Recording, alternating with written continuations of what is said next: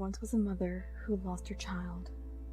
His name had been Zach, and he was only 4 years old when he disappeared into the pinwheel forest. His mother was distraught and searched for him every day and night for nearly 20 years. Her husband had left her, claiming he couldn't live with a woman stuck in the past. He told her that he missed Zach just as much as she did, but they both needed to move on. He had been missing for 20 years, after all, and the man was lonely and sad. But the mother didn't pay any attention.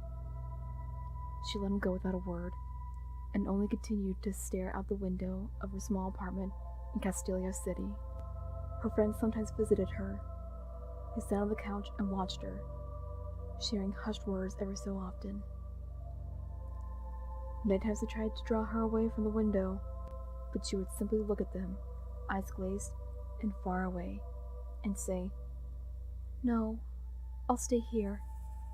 Zach will be coming soon, and I don't want to miss him." Worried and defeated, the mother's friends would leave, promising to visit again soon. One day, a tiny knock came at the door. The mother rose from her chair and went to answer it, fervently hoping that it was her lost son, returned from his playing in Pinwheel Forest. She opened the door and looked down on a small child. His hair was red, his skin was gray, and he had a small, fluffy tail. But he looked so dear to her, lost to Zach. The mother snatched at the boy, crying and scolding and laughing all at once. She had lost all concept of time long ago, and the fact that it had taken 20 years for her child to return, and he was still very small, didn't make any impact on her joy at seeing him. Her 4-year-old son had returned. The mother sat Zach down on the couch and told him to wait there while she made him a sandwich. Then she watched him eat and watch cartoons with all the love in the world. The sun sank below the horizon, and the mother put Zach to bed, kissing him on the top of his head and telling him to have the sweetest dreams. She turned out the light and went to her own bed for the first time in 20 years. She slept soundly and woke up in a terrific mood, singing as she made breakfast for her darling child. She went to the dining room with a plate of scrambled eggs in her hand, and Zach was waiting for her, a wide grin on his face. "Hello, my dear," she said cheerfully to him, setting the plate down. "Look, I made you breakfast." Zach didn't say anything, but he simply tilted his head to the side.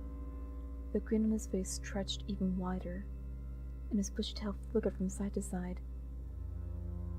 Mischief flared in his green eyes. The mother's friends came by later and knocked on the door. When they didn't get an answer, they went to see what was wrong. One of the friends, who was from Nuvima, brought her young daughter, a new trainer with 2 Pokemon and a Pokedex. She had been thinking maybe her little girl could tell the mother stories of her travels and cheer her up.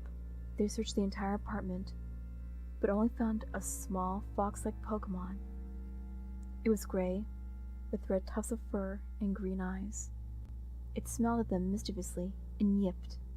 Excited to see a new Pokemon, the young trainer knelt down in front of it and pulled out her Pokedex out of her backpack. It buzzed, and an automatic voice began to speak. "Zorua." It changes into the forms of others to surprise them. Apparently, it also transforms into a silent child.